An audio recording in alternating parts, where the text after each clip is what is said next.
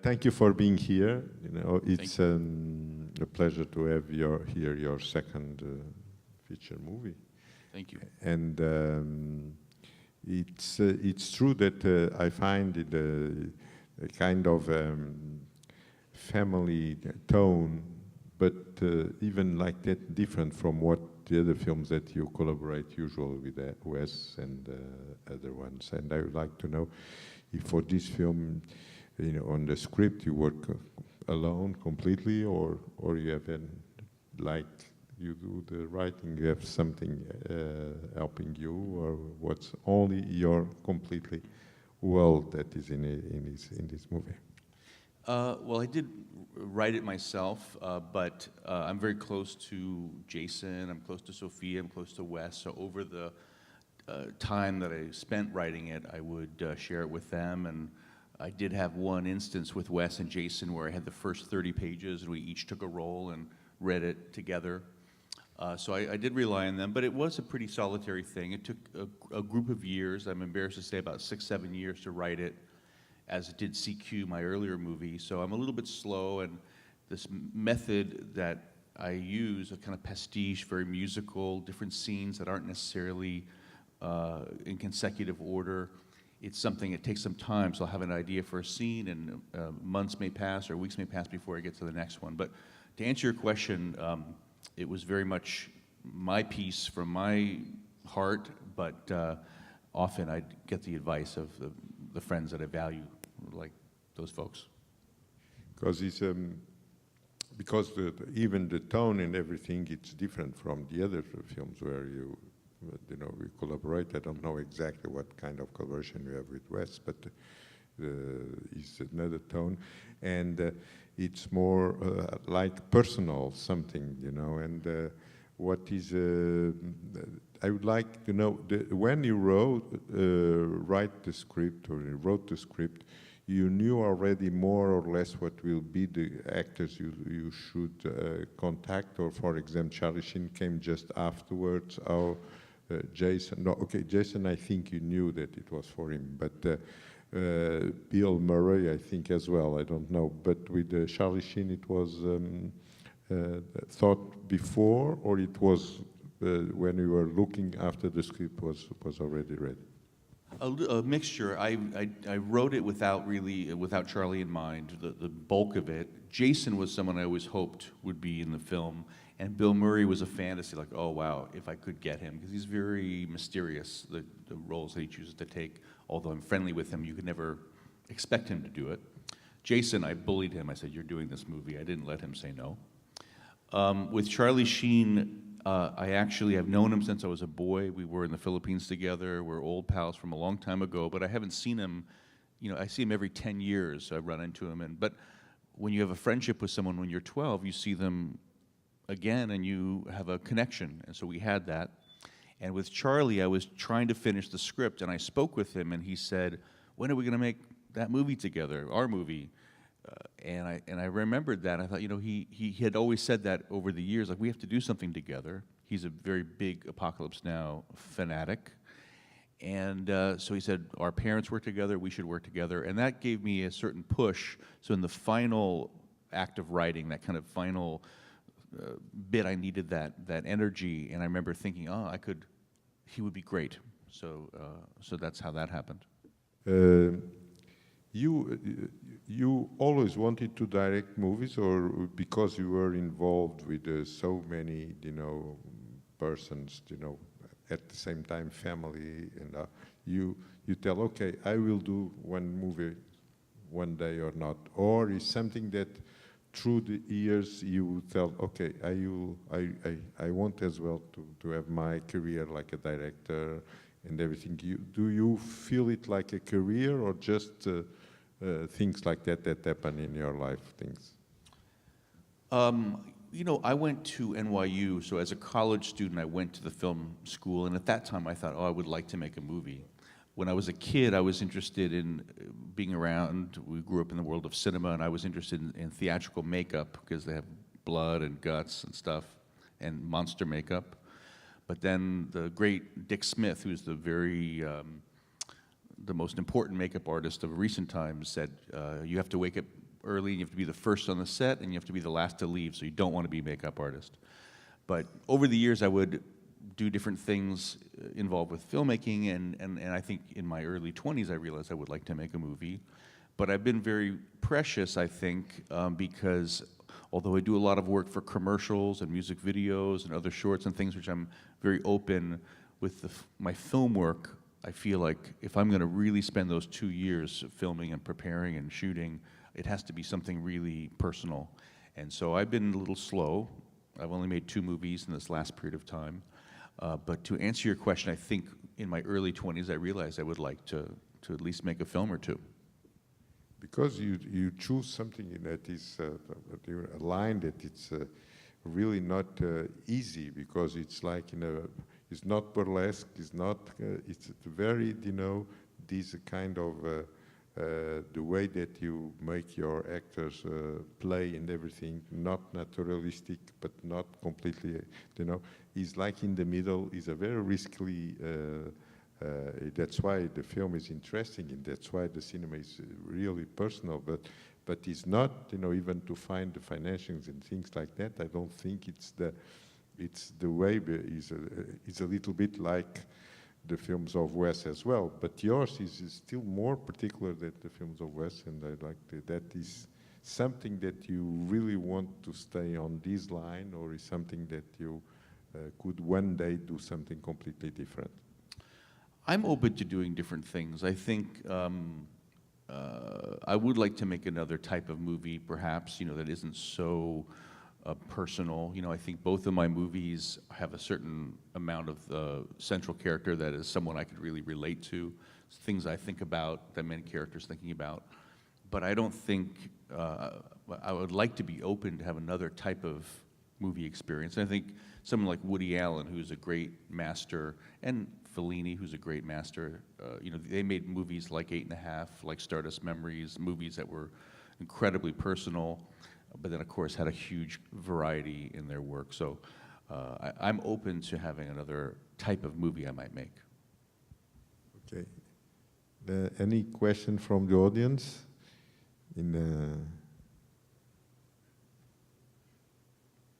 I told you, they're very shy always here. You can do it in Portuguese if you want. I can translate it, no problem. I was curious about the process of creating Charles Swan, because in the credits I noticed that for the artwork of him, the name was Charles White III. So is Charles inspired by a true person, or? I'll tell you. Yes, in California in the early mid 70s, there was an art scene that happened around the world of album cover art, poster art, billboard art, and a guy named Charles White III was a very important character, and he was very outlandish. He drove a Rolls Royce, and he was kind of a big shot in those days.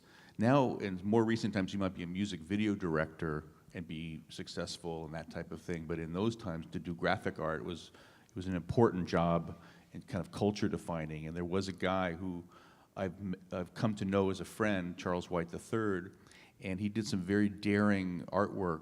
He made some billboards that were outrageous, and the work is always very sexy and very funny and inventive, smart.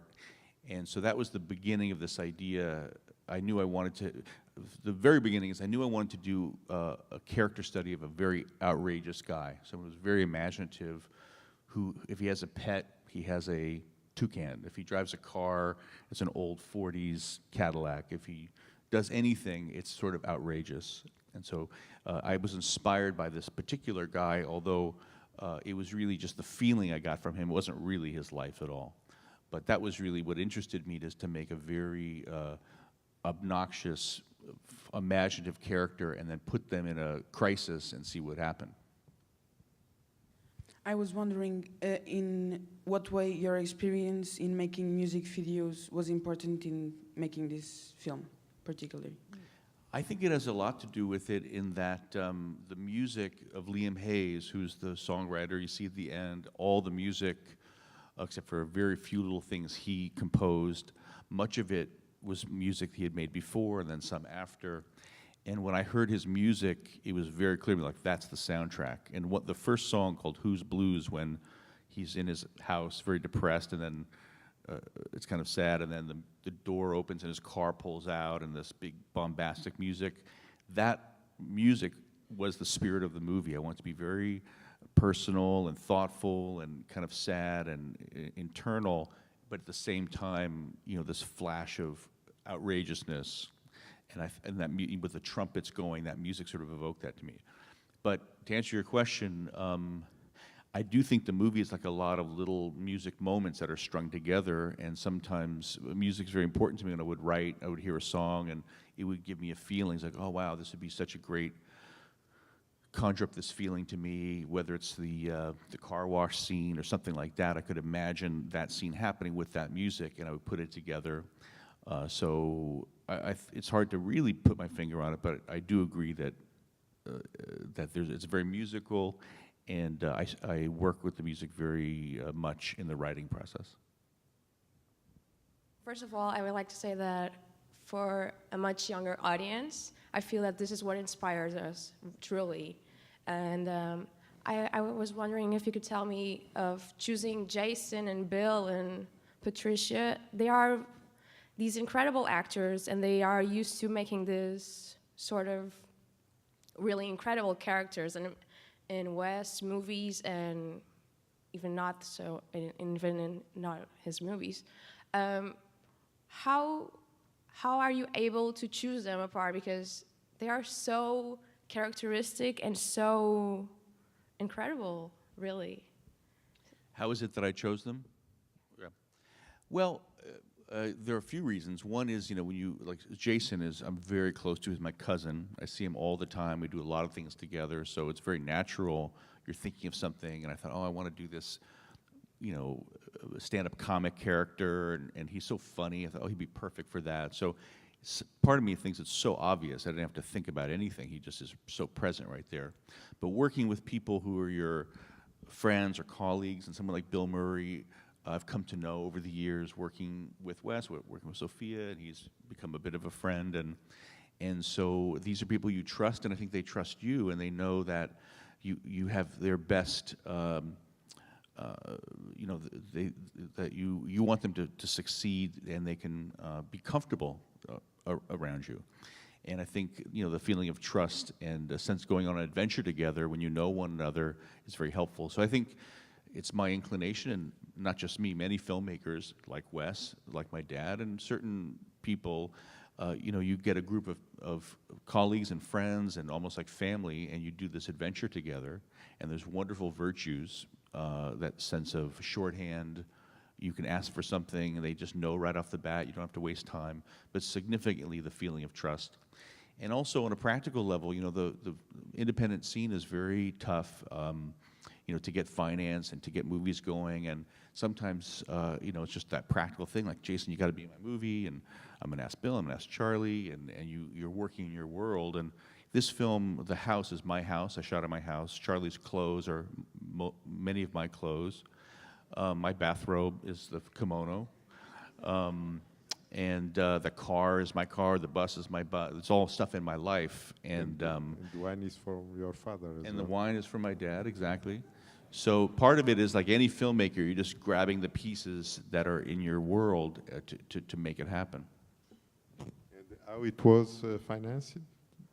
Privately financed with no connection to Hollywood, just scrapping it together and very modest. One thing I would like to ask you, because you have a very you know, important role like producer. You know, when you work with Sophie and everything, what is exactly the kind of relation you have like a producer, and in what producing these movies help you to make your own movies? Well, it's true. Over the years, I've done a few producing things, specifically with Wes for Darjeeling, and with On the Road with Walter Salles, and with Sophia. And you know, I've usually been invited to be included, and there's something, you know, I love making things, and I tend to, I have a particular knowledge of things since I've worked all my whole life in cinema. So someone like Wes will say, "Oh, Roman will know how to do that. We have to ask him." And so I have a little niche, which is sort of my, I'm just a idea person and someone that people have come to rely on in that way. So I value that.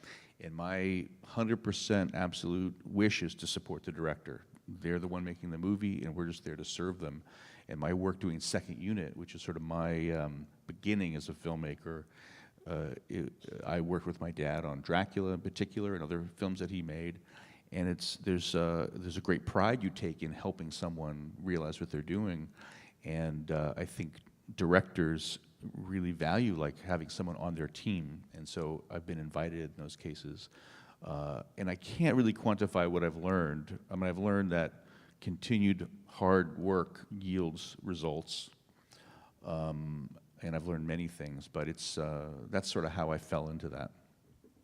And someone made that for you? Someone at the other side? Someone for your film? Yes, or you are alone? Or someone produced it? For me. Your film, yes. Well, I had a lot of support. You know, someone like Bill, you know, came to join my movie, and you know, Sophia's always very helpful and giving ideas and encouraging me. So I feel a lot of, again, it's a big extended family. My dad, of course, so I get a lot of support, and I value that. Hi. I've been thinking about the cover art that Charlie makes for Kirby, and I was wondering why you chose that, where it came from, and why Charlie's character thinks of that design. The kitchen sink at the end? Well, that's a phrase. I don't know if you have that here. Do you have that expression? Everything in the kitchen sink? What's how do you translate that? Everything in the kitchen. Someone can tell. Huh?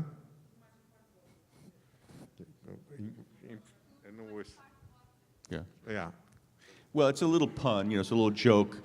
You know, I remember, you know, when you're writing, you get these little flashes like, oh, that would be good. And I had set up this situation where the guy had a creative blockage and he had to break through. So it was on my neck to think of an idea.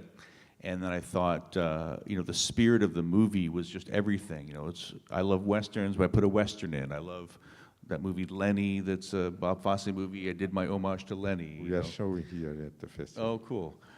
So the movie is in that spirit, just everything in the kitchen sink, which is that expression. So it just made sense to me, and all the characters, all the experiences, all these fantasies, often some triggered by painful experiences, like the reason he's having all these daydreams and fantasies is an escape from this difficulty of going through this breakup. But out of that, something beautiful comes, and he puts it out there, and somehow it all makes sense. You know, so that was the intention. But incidentally, that's a bathroom sink because kitchen sinks don't have a post. So for those who want to be critical, that's not really a kitchen sink.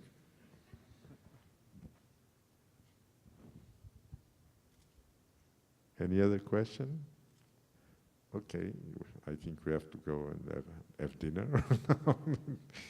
And Roman, thank you very much. Thank you. Thanks for your hospitality, and thanks for having me be here. Okay, and see you very soon with another movie. Thank you. Thank you.